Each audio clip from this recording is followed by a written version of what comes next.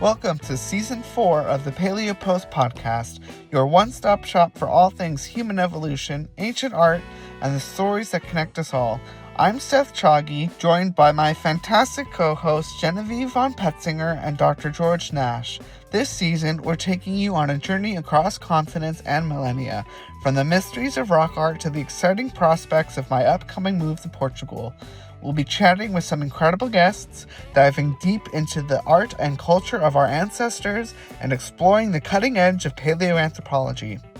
So buckle up for this season full of discovery, fresh perspectives, and a few surprises along the way. Hit the subscribe button and join us as we uncover the secrets of our shared past and chart new paths for the future. Let's get started. Hello, everyone, and welcome back to the Paleo Post Podcast. We are here joined by the wonderful Barbara once again and Genevieve von Petzinger. If you notice, Sir George is not here today. We do wish him the best and hope he joins us again very soon. We wish him a speedy return. Yes, see you soon, George. So, wonderful ladies, how are we doing today? I'm good. I'm doing great. Well, it's even better now that Barbara's here working with me again. So on our top secret project, which we can talk about soon. Yeah. Very exciting. Very exciting. I'm very good. Yeah, excited to be here. Although, it's very hot. But yeah. Yeah, we were just talking about that. Yeah, it's hitting almost 49 degrees sometime. We're in Abu Dhabi right now. So yes, it's pretty hot at points. And that's Celsius, obviously, not Fahrenheit. What is that in Fahrenheit for our American viewers? Yeah, and listeners? 120-ish? Is it? Let's see, because I was in Death Valley and it was 117 when I was in Death Valley. Yeah, I was filming there. And let me hold on. Now I'm converting. Now I'm curious. I got it.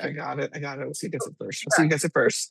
No, don't give me the formula. I don't want the formula. Just do it for me. You're like, quick to teach me. I don't want to know. Just give me an answer. 122.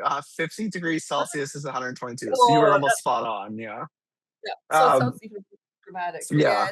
I think the record in Death Valley, which is has the hottest temperature in the world. Okay. I think it was 137 Fahrenheit. Yeah. What was it? 137. Yeah, that's the hottest ever measured. Yeah. And in Libya, though, I believe there's a spot in Libya that's come pretty darn close to. I think it cracked 52 once, but that's probably not 127. It happens frequently, though. I think it's one of the big factors on why it's such an issue. But then when you talk about like the driest places, you get like the Atacama in Chile or something, I think. That's the driest desert. Yeah. Well, but when I was in Death Valley, it rained. She got rain. That is very. I've heard of that. Yeah. It's actually not that far from me, and I've been there a few times, but where I'm living right now, it's pretty close, and it's amazing how. It is called the valley because it's in a valley. And the thing is, if you're not inside the valley, it's not as bad. But as soon as you descend into this valley, and the special thing about this valley is it actually goes below sea level. There's a point where you're under sea level. And it's very cool. There's a lot of weird stuff that happens in Death Valley, like rocks that move on their own. And the dunes like sing, I think, at some points.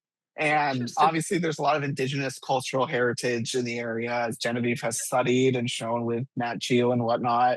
It's a very interesting area if anyone gets to visit. I know we're totally off topic right now, but Death Valley, exactly. Death Valley in California is a stunning national park and location for anyone to get to visit. Don't go during summer and bring plenty of water is any suggestion I can give to you, though. So it was, I think we were stargazing, and then suddenly we're like, "What's this?" And then there was it started to rain. Yeah. Very strange experience. We didn't expect that at all. Yeah, so. It was like the opposite of what you were looking for. Yeah. No, I remember because of course, being in Canada and being on the west coast of Canada, which is basically a temperate rainforest, and it was like the fun thing was when we first got there, I was like, out of the car oven, in the car cold, out of the car cold. The temperature differential is so insane that we're just laughing. It's the same here in Abu Dhabi because it's like outside, and then you walk in somewhere and it's like 19 degrees, so it's a 30-degree differential. Like your sunglasses actually fog, like when you move it between the zones. So you get outside, you're blind, you can't see because your sunglasses. Like walking into an oven. Yeah. So it's pretty wild. Yeah. Well, certainly in Jordan, when it gets this hot. Now, again, Jordan is a dry desert. It gets pretty close to this hot, but without the humidity. So it's actually nicer. It's easier to handle, I think. Probably more like Death Valley. But yeah, the Bedouin actually say, they have an expression which is basically that the sun has descended to the earth. Like that is what they say. It's like the sun is on the earth because it feels so hot. So just imagining living here without air conditioning would be like. We were talking about that. Yeah. So I'm very grateful for modern technology, as I always say. But Portugal, where you're moving, is boiling too. It can get really hot. I've heard Portugal has very similar weather to California. Actually, it's kind of the California I've heard of Europe being on the coast. But also this last year, Europe suffered a horrible heat wave that lasted for weeks or months potentially. So go global warming. It's climate change that doesn't exist. Anyway, why don't we switch topics a little bit, and why don't we actually far back in time? We are going to stay in Europe, though. Okay, we're going to travel to northern Greece and to the dark limestone chambers of Petralona Cave. Now, stay with me here. Back in 1960, a fossil skull was pulled from the cave floor, and this fossil skull quickly became one of the most controversial finds in European archaeological prehistory. Why, you might ask? Well, because no one could agree up until now on how old it was. And even now, I think there's some people that are still holding out. However, some argued that it was nearly 1 million years old, making it potentially the very first European. Others insisted it was much younger, maybe 200 to 300,000 years old. For decades, the skull lived in this tug-of-war of dates and identities. Fast forward to today, and this science has brought clarity using modern technologies like uranium series dating for the calcite crust, electron spin resonance, and careful analysis of the cave sediments. Researchers have pinned the Petralona skull to about 200 to 250,000 years ago. This places this squarely in the Middle Pleistocene, right at the threshold of when Europe's archaic humans were becoming Neanderthals, which makes it, to me, a little bit more interesting, actually, than if they were the first entrants into Europe. So instead of being the early Europeans, the Petralona is something maybe more valuable, a snapshot of transition. Its features are a mosaic of robust brow ridges and archaic form, yet hints of that distinct Neanderthal shape. But here's the twist. Greece wasn't just a backwater passageway, it was a gateway. Recent work at nearby Apidima Cave shows a skull fragment that's been dated to 210,000 years ago, and that fossil looks much more like Homo sapiens. This means that modern humans were passing through the region at roughly the same time as Petralona's archaic humans lived there. In other words, southeastern Europe wasn't simply Neanderthal territory, it was a crossroads where evolving Neanderthals, early hominins, and even our own species may have brushed shoulders. Petralona stands as proof of that our complexity, not as Europe's first, but as a part of a wider, messier, and far more fascinating and complex stories. Now, what have you guys heard of Petralona? Because I first heard of the skull, and people were talking about, humans evolved in Europe. They didn't evolve in Africa. It's one of those situations where people try to capitalize on a single find and try to use it to throw out established scientific rigor. Well, we have dating now. What do you guys think? Yeah. So the first time I think I ran across it probably as an undergrad, so early 2000s. And back then, the story was still simpler, if you will, with a lot more, like, I feel like it was more like it fit more, I think, with like the Cima de los Huesos. Like, I think it was just sort of presumed that it was archaic. But the age of archaic was kind of like being fought about. And then I think the fact that it had transitional features, because it does have the heavier brow ridge, like it does have the heavier, and those eye sockets are a bit more squared. We've talked about this before, right? The Neanderthals and Heidelbergensis is more square eye sockets, right? And then Homo sapiens have the rounder ones. Am I correct with that? Yeah.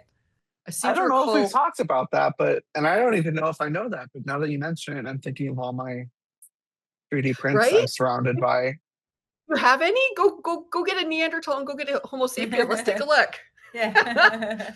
We want to show and tell. I'll be right back. Give me a moment. Go get we need show and tell. Momento. Okay. Let's see here. Let's see. I can do you better. I've got Do you have Heidelbergensis there? I do. Yeah. Okay, we can do the family. It's like the rogues gallery. It's perfect. Let's see the family portraits. Let's see. So many to choose from. Let's see. Are you packing those up and taking them with you to Portugal? Of course I am. Are you taking some of your these up? I might, just to cause. I mean, I flew to Baltimore with some skulls. No one gave me trouble. Oh, good job. Okay. Okay, I got these 3. This should be good. Perfect. Oh boy, show and tell. It's so much nicer. I always like it when I can see things. That'll help. Yeah, I seem to recall being taught that the square eye sockets was a thing. So definitely. Yeah. Okay, now that was one of the identifying characteristics. Oh, that's who that is. Okay, and this is. Oh, are you making friends with your skulls? You're like, oh, it's so nice. I want to know who they are. I got it. Do they have names? Yeah, exactly. No, they don't. The only one that has a name is the gorilla skull. His name is Paul. Okay. I don't know why. It just is. So we're gonna go in. Lily, Willie. Who's making up faces? I don't know. I said Lily. Oh, I heard Willie. We're gonna go in chronological order. Okay, how about that? Do it. Okay. And we'll look at the features that you're mentioning. I was just talking about this morning. I'm like, I'm going into rock art. I'm studying rock art. Blah, blah. I'm like, why can't I still like fossils? I'm like, I can. You're allowed to like 2 things. It's okay. I know. I literally had to use chat to GPT to validate myself. I'm like, I can like 2 things. Okay, so do you have? Okay. Let's see. Do you know who this is? That one is that one. That's definitely Heidelbergensis. Is that This might help. It's missing a giant right chunk of its skull. Does that give you any clues? It's in the British Museum. It's in the British Museum. Oh, I'm not good enough. I'm sorry. I'm not bioant. This is Kabwe. That's what's from Africa. Yeah. So this guy's actually from Africa, but it is a Homo heidelbergensis, an early form. That's right. This is actually the one that's thought to be friends with Petralona, right? Friends with Petralona. I read somewhere that they were saying that Kabwe was sorry. I have not heard that, but maybe. The sensu latu. Remember we were learning that term, which means that was Heidelbergensis-like, right?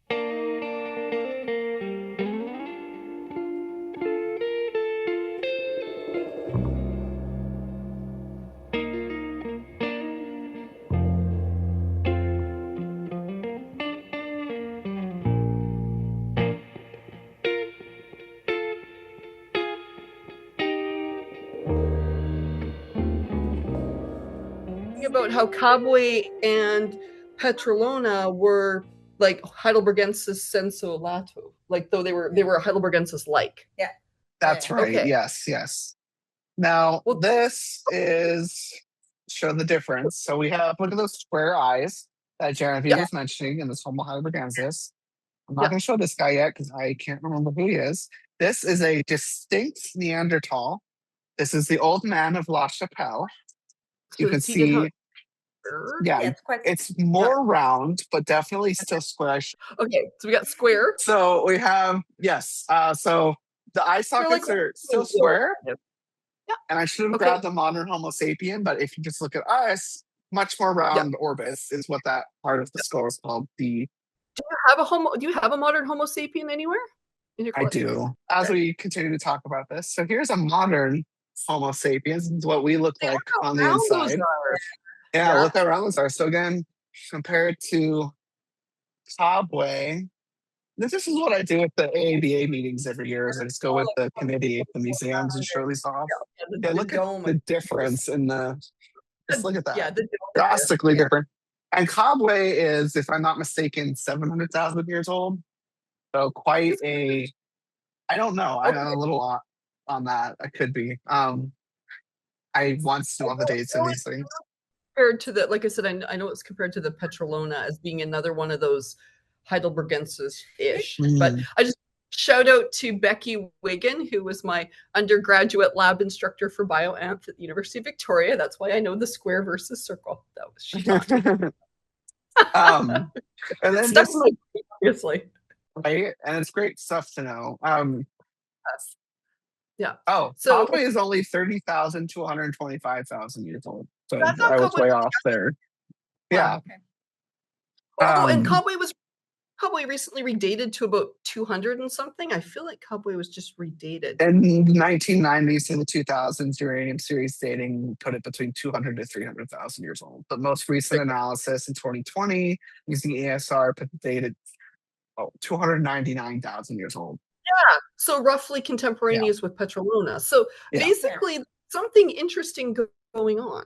Yeah, right? This is why I think what I was mentioning about how this being a transition period is potentially more interesting than Petralona being the first skull in Europe. Yes, being the first is very interesting, but physical change due to being there and just seeing how the environment changes a species is quite interesting, I think. So seeing the transition on what being in Europe did to the first hominins that were there and how it changed them, I feel like is almost more interesting.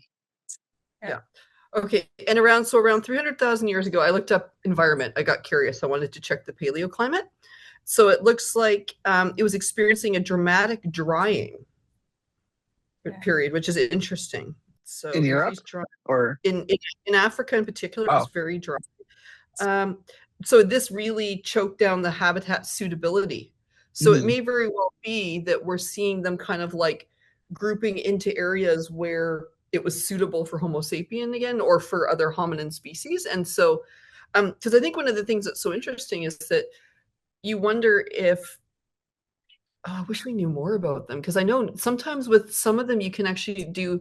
Can't you check like the trophic? Like there's ways to tell from their bones, isn't there? Like where they lived and what they ate. From the isotopes, right? Because the mammoth that went all the way across from Alaska to Siberia and back again in its lifetime across the bridge. Because you wonder, like, is Kabwe a Heidelbergensis who wandered south? Yeah. Or did they come north, or were these like local, kind of like Neanderthals made it into the Middle East? Yeah. Right? Like, and it's not that much farther down. So depending on water levels and greenings that much and isotopic research that has been done on that specifically. It's I don't think so. Like the origin because they find it in situ. Yeah. Because that's quite fascinating to have. I'm not sure if they would have that. I guess it would have to be more of a lifetime. Because it's the same with like the sequencing, you know, the genetics and stuff. Yeah, like what's what we really need? We need some proteins and we need some genetic materials. What we need. Proteins, I mean, I'm not a specialist in this, so I don't know exactly how it works, but it would be really cool. Because it makes you wonder which. And I think it's strontium that could tell you. Strontium, about the origin of where someone comes from and what the environment. Is in the, which is so cool. Yeah, it's to do with But I'm not sure if that can go back that far. If they, or if not yet, maybe the methodologies for that. Yeah. So, but no, I mean, I think it to me, it's just a wonderful example of all the things we didn't know what we don't know until this, these new things. And then also, I think sometimes things get found too early. Well, you know what I mean? Got found too early because they couldn't figure out what it was actually to do with it. And now it turns out that there's actually something really different than what they thought it was. Yeah, and just adds to. Again, this is a whole other. It's like a whole chapter of the book of hominins that we didn't know we'd skipped over before. Basically, it's one of those. Absolutely. So no, and I thought of Apidima as well when the Petralona story, because since I'm not a bioanth person, I was like, I thought there was a Homo sapiens skull, so I went and looked it up, and I was like, that was Apidima. Homo sapiens or Neanderthal. And that's the whole article. Completely, their ideas. So, and random question too. It was stuck to the wall. What was it? Was it that the paleo floor was higher and then it washed out? Because I have seen that where in the mausoleum because I was wondering how it was like stuck to a wall, which is interesting.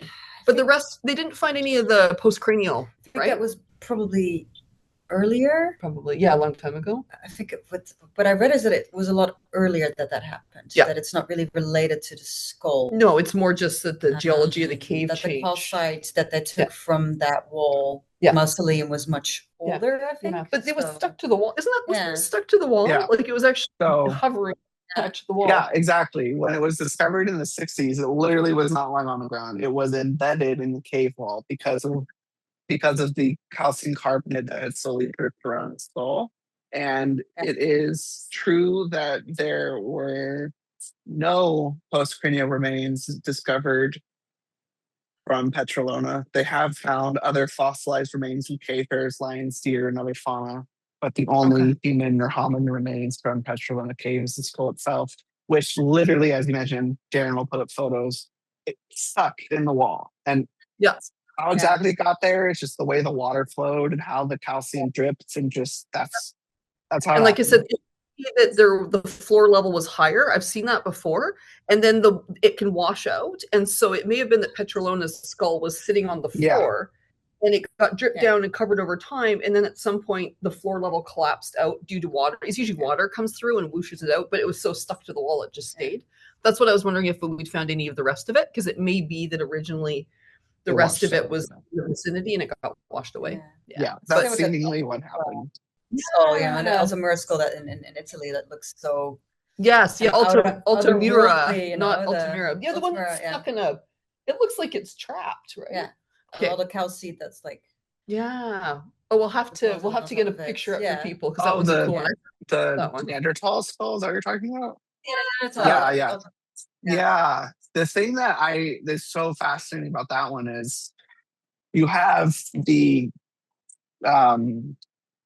palette, right here, perfectly preserved in calcite that you'll be able to see in the image. And it's just so beautiful because you don't. It's actually ironic because this last week, Lee Berger was showing off images of Australopithecus sediba that they had just excavated, where they have this exact part that they were showing off, which is millions of years old. So the fact that that's so well preserved is also just extremely fascinating. But it's such a delicate part of our bodies, and to have that preserved, there's a bone there that is an extremely fragile bone, and for it to be preserved through hundreds of thousands, millions of years is astonishing, and it's very beautiful when you get to see it in images.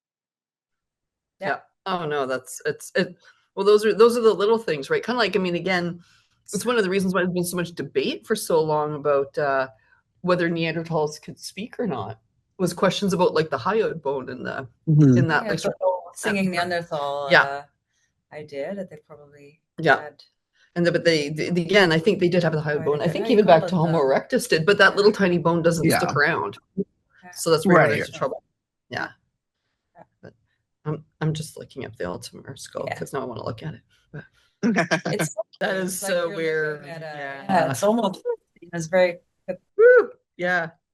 See, we'll get a good shot up too, but like that is so weird looking. Yeah. Amazing. Yeah, that's really cool. But didn't it broke like a lot of bones, and it was kind of like didn't. Like, did it have there was traumatic death? I think it did have. I think so. That they've. Yeah, it's always sad. Hey, it's like it didn't die in a very nice way. No. It wasn't buried. Let's put it that way. No, it fell. Oh, that's like, is it? It's the original Cro-Magnon skull that also had a dent in it, like something wrong while it was in a cave. That's sort of the thought. For the rock, we have a lot of fossils of bad stuff happening. Frankly, I showed the old man of La Chapelle. I put him away already, but he was missing, if I'm correct, his right arm, part of the lower part of his right arm. The right part of his face is damaged. He's missing a lot of teeth. I mean, he lived to be for Neanderthals quite old. I think into his 30s or 40s potentially. Is what they think. And I get for you to see that in the fossil record, that obviously shows that their species was able to take care of themselves and each other, which is a hallmark, in my opinion, of culture and what it means to be human, is the ability to show empathy and take care of others. Yeah, totally. Yeah, no, I agree. Those are always the moments where you're like, no. Yeah. When you realize that somebody was helped because they obviously wouldn't have survived on their own if they weren't. So I like those too. Well, those are those little individual moments, right? When you're just like, oh. So, so speaking about stuff that sort of gives you a peek into individuals, I'm going to switch to something which I think is a story that was so fun. I actually pulled the whole thing in my book because I thought it was so cool.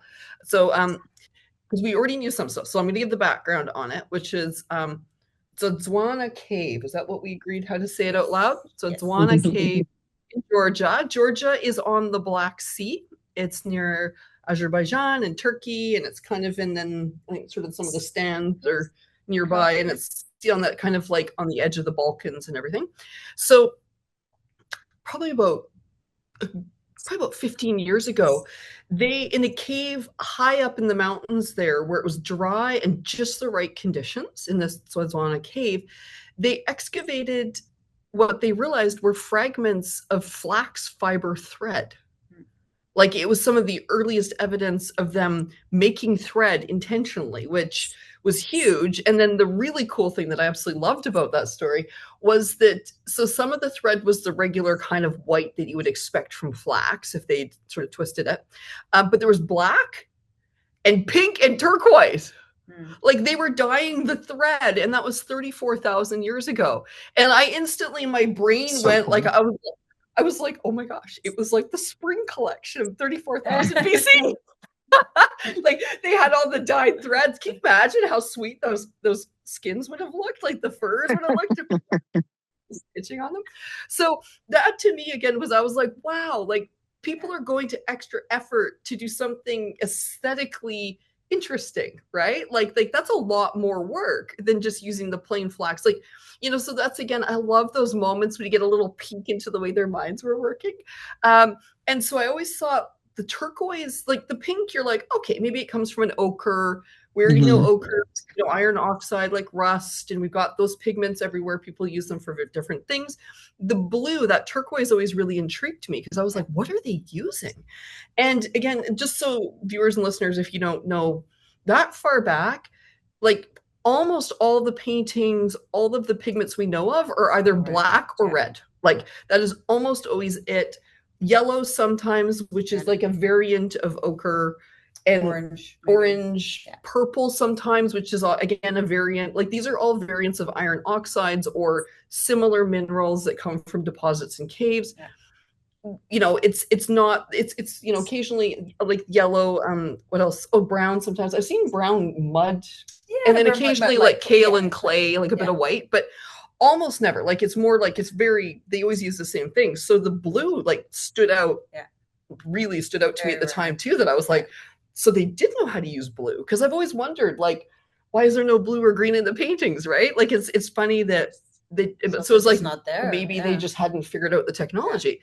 And so Zwana was like this tiny little peek behind the curtain of, but wait a second, maybe some people had figured out how to use other colors. And so the new article, it actually came out in May. So it's not like breaking news, but I really wanted to talk about it. And so it's newish. They, on the stone tools from the site, they were able to pull out like micro fragments of plant. And one of the plants that they were able to identify is indigo. And so indigo is toxic. You do not eat indigo. It is not food. So if they're processing it with like a grinding tool, indigo is what makes woad, W-O-A-D. That's that wonderful blue color. Is that the same thing that people used to use, the Picts would use to paint their face? Is that also woad? I think it is. So woad is a bright blue. And so instantly when I saw that story, I was like, well, that's how they did the turquoise thread. There we go. Now we know, is that that's probably at least one thing they were doing with it. But again, this is like somebody had to figure, like if you think about that, somebody had to figure out that what it is, the plant is not blue. The leaf's not blue. It's when you have to process it. And it's when it hits the oxygen, it turns it blue. So again, this is like a whole process that they're going through to even get the full color. It's not like a blueberry or something where maybe, you can already see it has like scent and maybe you grind it. No, like this, they're having to do things to even discover it. And anybody who preserves very well. It preserves. Also, which is something that's cool. So that was where I got really, really excited about that story. So, again, I think that to me cracks open the question, as always, of, well, what is it we're not knowing because it hasn't just preserved in most places, which then led me down a rabbit hole, which I dragged Barbara with. That's so interesting that it's a plant, because I know in that area, you're very close to Afghanistan, but it's where you have a lot of lapis lazuli as well, which has that vibrant. You would think like that people might use that as a coloring, but this is actually a plant. And what you said, there's so much intentionality has to be done. There that it's not intuitive. That's what I'm trying to say. It's not. No, like. But I mean, I must have known a lot of knowledge about plants anyway, so probably discovered it and then knew that I couldn't eat it. So, but I think maybe that's what it flags. And it's beautiful. It's just like never seeing that color and then being like, hey, hold on. Yeah, we should do something. And again, and just like, oh, this is a nice color to just look at. Or to like a coloring book. It's amazing. Yeah. So this led me to, now we're going to go side questing off for a moment, because I ran off to Malta in Siberia. And so Malta, so that's M-A-L. Malta's in Siberia? Malta. So it's M-A-L apostrophe T-A. And so we'll make sure people know. Like it's a site. It's a site. Yeah. And so, deep in Siberia. Lake Baikal. Yeah. So we're running over there. I know where that is. Yeah. I had to go dig up. This is one of the really famous figurine sites. There's tons of figurines there. And it's that whole Gravettian, the mammoth hunters. The swans. Don't they have the swans that are all like, that's from Lake Baikal. I think so. Right there. That all have extraordinary ivory figurines. Yeah. And the figurines are really interesting there too, because they're wearing clothes. Yeah. Most of them are clothed. These aren't like the va-va-voom ones that people are always talking about from Western Europe. These folks are wearing parkas and they're wearing and headdresses, and there's like male, female, children, but they're elderly folks. Similar to the ones you find in Europe as well. And some of them definitely have some shape to them, janky, but it's the Malta ones are a very interesting mix, and there's quite a few of them. And I'd remembered a story I read a few years ago, so I went and looked it up. If anybody wants to go check it out, because they found traces of green and blue pigment on the figurines. Yeah. They were painting the figurines. And so I actually went and did like a big deep dive with the barber. Like, that's what I mean. And then we were off wandering into pigment land, because there's chromium in the greens and blues. They were doing it with copper. There's actually native just like mined copper. Like surface copper. They must have found it from source. They were using it to make blue and green pigments. And that's between 19 and 24,000 years ago, I believe. So a little bit later, but also, and they were painting it. So we'll make sure, again, we can put some pictures up, because there were some gorgeous close-ups of the heads of the figurines with the color stuck in the cracks of the engraved the headgear they're wearing. So definitely people, and there was pink.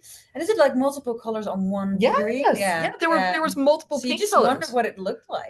Well, and I was wondering too, because there was pink for the color, the hair, and then the face, and the clothes, and there was dark blue pigment too. So what do we not know? Because maybe it's just not surviving as well. Yeah. Ochre. This leads me to the question that I've had for a few minutes now. So you mentioned the colors that we do have. You mentioned that perhaps it was an issue of not knowing or figuring it out and not being intuitive enough. Is it more perhaps an issue of preservation, in that these colors just degrade faster? There's no trace left of them? But what would be the next steps in finding that out, I guess? Hyperspectral scanner, working on it as we speak, handheld. So it's on the no, but it's even like agenda for Greek and Roman temples were very colorfully painted. See them as these pristine white places, but they were very colorful. And of course, there you have 500 years ago. That's but it's still they're out in the sun. So I mean, preservation. That's a very good point. Yeah, buried in the ground would be better, but there's probably a lot of it was painted. Yeah. Well, it looks completely different than how we see it now. Imagine what that would look like though. What if like we're like there's no landscapes and then it turns out that it was just painted in other colors that we no longer That's what I'm saying. Yeah. The clothes were just like, oh, they just were wearing skins and it was all kind of brown and beige.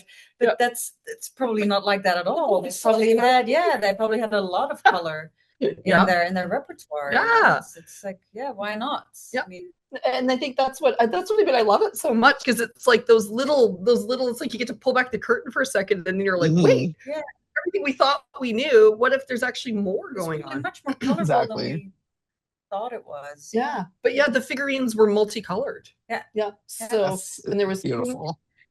And violet, I think there was violet too. Like there was a whole bunch of they were very sophisticated in their coloring. Like their colorants were quite sophisticated. So, but which I think that was mostly I was just incredibly excited and just wanted to chat about it for a minute and open up as you said, Seth. Because that color palette is not known with the European figures. No, not at all. You just have mostly red ochre, like they were probably painted in red, but not the cave walls, or again, like you said. And if you look at like plant remains, if they used plant remains to paint with different colors, it's probably not preserved anymore. So because the only reason the ochre is just so good at staining. But this is where, in all seriousness, the that's why the Georgian, the example from Georgia is so interesting because it did preserve. And plant remains, and it's still there. And so suddenly, and then you have the thread. So, at least one thing they were probably doing with it then was dyeing the thread. And so, what else were they doing with it? But dyeing the thread, like what else were they painting? So probably maybe their skin too, right? Maybe they were using makeup. They're having lipsticks. Things like that. Doing also maybe wool as well from some of the animals. Because if they were up in the mountains too, they might have had access to, like if they killed a goat or something. They could have had access to wool and sort of sheepy. Also, the tanning hides they would have used, maybe lots of different colors. And all that, and like the story about the string, and it really highlights, I think, an aspect of Paleolithic life that we really gloss over. Everyone's so excited about the hunting and the cave art. Cave art's amazing. We're not going to argue with that. But everyone's obsessed about it. No one cares about the stuff that they just sat around the fire talking about and doing. And the thing is, that's the stuff that, in my opinion, really helped lead to our cognitive development, was sitting around the fire, chatting, talking, exploring our days, gossiping. Yes. I read an article or something the other day, I think it's Richard Wrangham's idea that gossip replaced grooming in human society. The groom. In grooming theory or something. They kind of had to entertain each other. It's like, well, gossip, you have to talk about stuff, and it's also like, oh, what should I wear? Or what can we do to make our clothing more? And that's also the thing it's something you don't really talk about that much also in hunter archaeology. It's just, what were they wearing? Exactly. What did their hair look like? But it's also like grading coloring. They could have been coloring, because again, if they're coloring the hair on the figurines, like that's always an interesting. And also they use the coloring, the ochre for their bodies as insect repellent, or exactly. They were dyeing. I mean, they were probably dyeing the furs as well. You need to prepare it with something. And they can use ochre for that too. Use ochre, but they could probably use like plant saps or latex or whatever. So I think just there's also a huge body of knowledge that they were probably passing on about the local environment, which was also shared around the proverbial fire, right? Like that's information that would have been passed on and saved. Well, it's almost like we always look at the special things they did, when they buried and they did their paintings, but their daily life. I mean, they also just had lives, They, were probably bored sometimes and had to think of games to do, or tell each other, and those things are difficult to find back in your archaeological records. So. And I think though, on that note, can we nudge towards Barbara, because she's also talking about pigments and exploring caves and maybe even going back further. So we started a little bit younger, but now we're even going back to maybe the earlier part of this tradition of pigments. So tell us about your stuff. Yeah, so my PhD was on what I call embodied markings. So I kind of, categorized all these types of I started with calling them embodied. I think I started calling them embodied art, and then I decided, you know what, it's difficult to call it art. I think, because it's expression, but you can't. Yeah, it's difficult to. I mean, I would say I would put aesthetic value to it because I think it's beautiful. But well, explain what is embodied marks. Embodied marking. So they're kind of 7 categories that I came up with. That they're markings made with the body and through the body. So a lot of them are extended to the body. You have hand stencils and hand prints that are literal, body parts that you see. And then finger dots and finger lines in a way as well. And then you just have, surfaces that are smeared with the hands and fingers, and you have surfaces that were projected with pigments, so sprayed with pigments directly, which is, I probably find that category the most fascinating, because people just, it's such a different thing when you go somewhere and you have paint on your hands and you just kind of like smear it on the wall, and you spray pigment on a wall. It's such a different gesture and just such a different. Well, the intentionality of it. Intentionality is different. Stick it in your mouth first. And what I saw in my research is that, people use that type of marking to kind of make their way through a cave. So you can kind of follow it all the way through the cave. It's almost like, a topographical marker. Yeah, but also that people kind of use their hands and their fingers and their bodies to explore places. So it's also kind of like this archaeology of touch, and of sensory exploration. Because especially the spraying to me is very interesting. I tried to look for ethnographical parallels of it as well, but it's difficult to. In more modern examples. They have spitting. I know in some First Nation societies, it's kind of like spitting out, disease, for instance. Oh yeah, and they'll blow it out. Yeah. But this doesn't feel like. Does it feel more like they were marking things? Would you say? Yeah. But also you have to imagine that you were in a cave and then you had red pigments and you had to put it in your mouth, so your teeth were all red. Oh yeah, that's right. Your teeth would have been red too. I hadn't even thought about that. Of course. Yeah. Which must have been. And we were just talking about how staining ochre is, which I've noticed. I've played with enough ochre; it gets all over your hand. Oh yeah, that would have been. Well, maybe it's good for your teeth. Yeah. Maybe that's why they did it. Never know. Maybe red ochre can make your teeth whiter, or probably not. No. But well, would you say that like some of the stuff you looked at is probably some of the oldest art in Europe in a lot of ways? Wow. Possibly.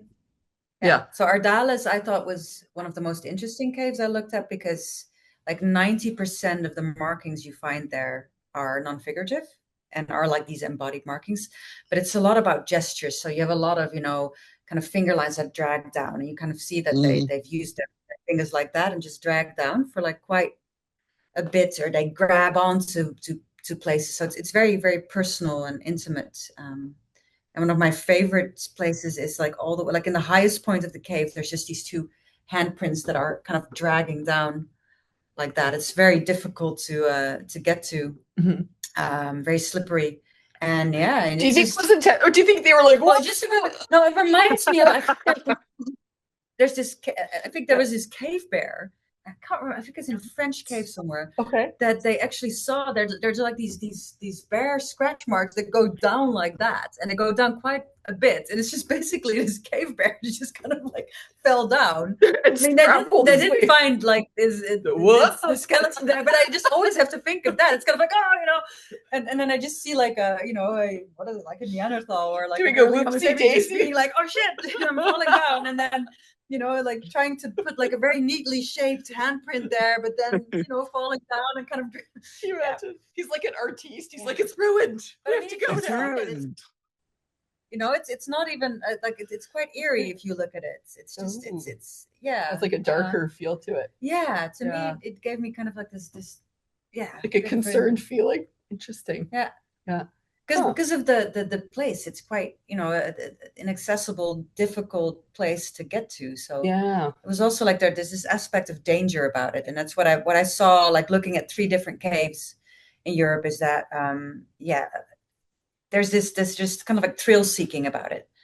That's people go into really deep parts of the caves where you kind of have to go army style on your elbows, and then and that's where they decide to leave these paintings behind, and they're not the animals or any of that. No. They're just very subtle little markings that they leave behind. Yeah. In your dissertation, you were talking about the fact that a lot of them could potentially be Neanderthal marks. Like you were looking at ones. So like at a site, because did you work with El Castillo at all? Or? Yeah, so I did. So El Castillo, Peshmerga, which of course is, there's no science for Neanderthals there, but my kind of idea is that it was both Homo sapiens and Neanderthals that have this type of marking, which make it very interesting. I mean, I would very much like to do more research on that, but so El Castillo has a lot of these, especially these discs that are projected. But what I found there is that in Sala Final, and like the deepest part of the cave, the only markings you find there are either the discs or some of the surfaces that are also directly projected. So which makes it very different. Well, and the discs, like the thing is, the discs look old. Like when you're in there, because I've had the privilege, I've worked in El Castillo 3 different times. Thank you so much. Our wonderful shout out to Roberto and the team there for letting us in. But so I've had the opportunity to spend like quite a few different times in there. And every time I go in there, you can just, the discs are just so faded and covered with calcite. Like they just look so much older. And they look different. And they're definitely projected. Like how were they doing it? Like you've demonstrated, like were they were so you do either like cupping your hands like that and projecting, or sometimes I would use, and the smaller ones are probably like index finger and thumb that they put together.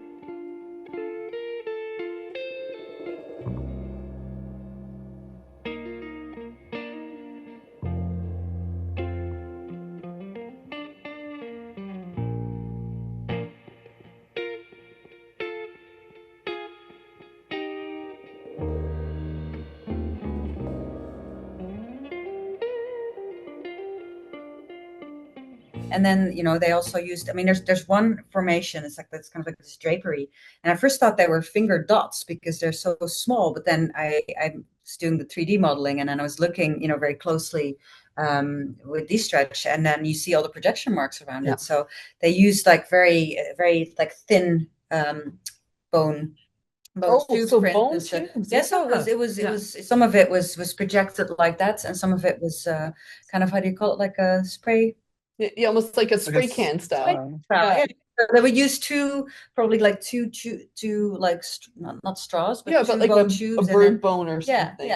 Well, in Altamira, they have a bird bone with pigment inside the big bird bone still. That's obviously modern human to the best of and also like I think in Laure Blanchet in Peshmerga did a lot of experimental work on the discs you have to figure out, because they're quite small as well. So it's either they were done with thumb and an index finger, or with the straws. But then you also find the bigger ones, and you find the ones that have, at Peshmerga you have 2 quite big discs. I think they're like that big, and then one of them has like, the pigment is basically like dripping down, smearing down. So it's some of it was very powdery, and some of it was very liquid, which is it's the luck of the draw sometimes when you're blowing the cave walls. I've made paint. I've never I have blown a little bit of like the black charcoal.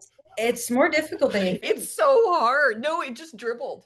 I have no. I didn't. I was not good. The funny thing was experiments during my I couldn't do a lot of experiments because of COVID eventually, because I couldn't do any. It was difficult to do all the experiments. I could have sent people like little sets of you can do it at home, but. This wasn't really working out, but no, that was not the thing to do. But just before lockdown, we did some experiments, and what was interesting was I had them blowing spray these discs, and the person who was best at it was someone who was a trumpeter. That makes sense.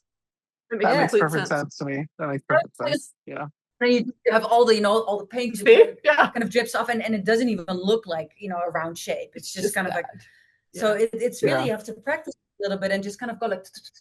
Because it's not just about the force; it's the mouth shape and the tongue shape and how it comes out, rather than Also, I heard too, like it's the iron oxide. You have to be quite careful with having that in your mouth as well. Like you can't. It's quite. That's why we were really allowed to do manganese it with toxic, we did it with the charcoal, and that's why.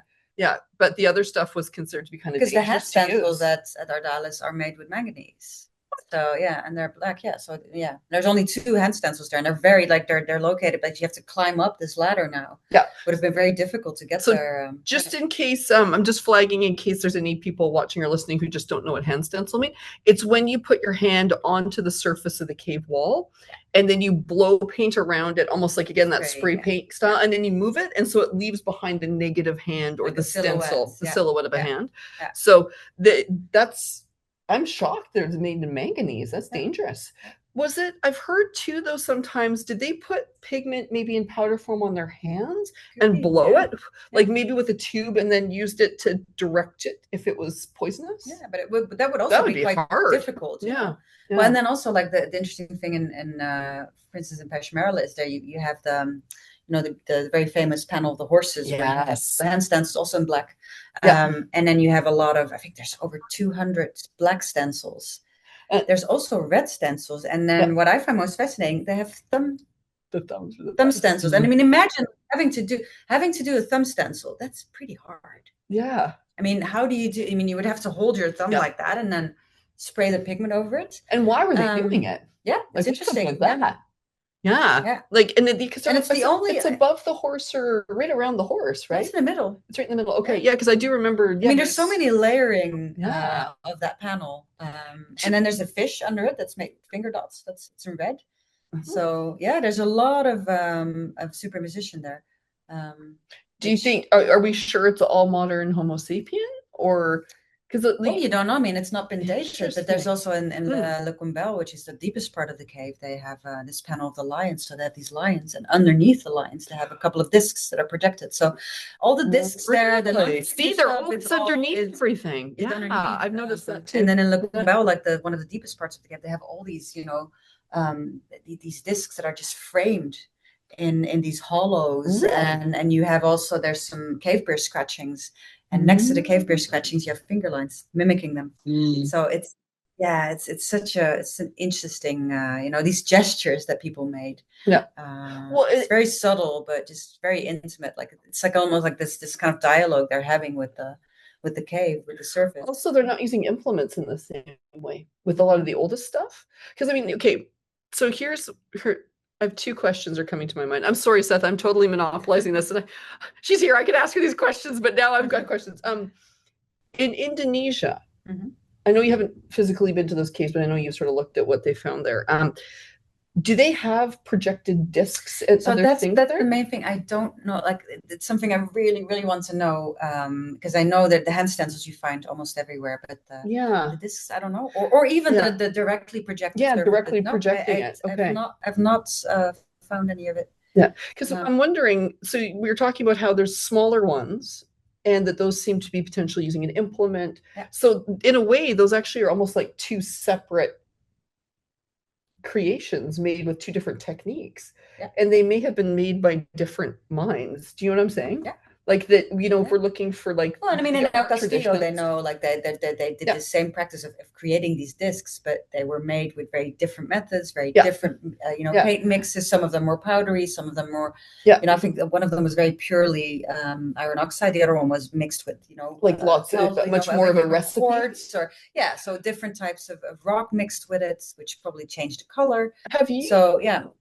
Have you had a chance? I know you have like big views of what you want to do next, but have you done any of, like, is there ramen on any of these? Like, I'm just wondering, because I think so are the really old discs more just like pure iron oxide that were blown on a wall, like not using a recipe? Do you know what I mean? Yeah. Because I have to admit, that's why experimental work could also be very interesting. Would be really helpful. Look at, is it more powdery, is it more runny? Yeah, because what I'm getting at is I'm wondering, because at this point in time, now again, this could change tomorrow, but at this point in time, there's no evidence in Africa of anything being projected or blown back in the Middle Stone Age. Well, you find handprints there, but no hand stencils. Yeah. But then again, in Australia, there's stencil art. That's they even use like birds. They're doing stencil bird, stencil boomerangs, feet. But again, it's a more sophisticated version of it. And I'm not sliding the more simple stuff. But I think what I'm wondering is it possible that we're actually the Maldivieso one, on the other hand, I mean, the stencils and the projected stuff just seems to be contemporary. Yeah, that's right. Because I'm wondering, I think the big question I'm wondering about here, I'm just going to say it, is I'm wondering if Neanderthals taught modern humans how to do it. Is what I'm kind of wondering. Because if it's already in existence before the arrival of modern humans, or maybe both. Maybe they weren't that. Maybe that it goes back further. They both came up with it, by themselves. I mean, you don't know. Yeah, or maybe there's older versions that we just haven't. Yeah, but it's interesting because it's still something we do. No? Yeah, this hand stenciling is still something that happens. Because I'm just like, who's the first person who thought it was a good idea to stick like iron off, right? I think that's where. Well, it's also the whole idea of directing, of spraying pigment. It's such a different act than just using your hands and painting, or like dabbing with a piece of moss. Like that's almost different. Like it's that more. It's a more, you're one step removed from the process. Like you're now using a tool to like interact with the wall, whereas what you're talking about, and that's what you're kind of getting at with Embodied, is it's a direct contact, either spitting, but it's using your body. Double, with the hand stencils, it's you're using your hand. This is your hand. You're placing it on the wall. You're touching the wall. Yeah, you're interacting you're also, with it. Using your mouth to spray it on top of it, which is. So that's, I mean, it's really fascinating. But I think, again, that's one of those ones where this is that fuzzy early, as we're starting to kind of, open up to the idea of art being older and being made by multiple species. The idea of how far back does it actually go. I'd love to see, how it's like, we know what it's like in places like in Indonesia and Australia or Papua New Guinea, if you find similar types of markings there. Yeah. And does it match more with the same kind of choreography, that it's placed on very, on topographical, striking formations, places that are more. Because it's the cultural aspect more and the underlying, like that there seems to be something governing why they're doing it, where they're doing it, even if we don't know what it is. And because you're seeing patterns again, that they tend to be doing it in certain types of locations in certain ways. Definitely. And I think that's what I'm wondering about, is if if the modern humans are doing it in slightly different ways, but either mimicking or those are all questions that I would love to try to solve. That's so cool, hey? Because we and again, I'm not saying that maybe humans have it on their own as well, but I'm just curious because I always wonder, like, I like flipping it around and being like, because we always think about the poor dumb Neanderthals and that we taught them stuff, and so then it's like, well, what if they taught us stuff? We know so much more about them now that they buried their dead. They use ornamentation. They also selected colors. I mean, we know from what is it, that they Aviones and Anton. They 120. That was 120,000 years ago. There was no Homo sapiens, Bruniquel, where you have those formations.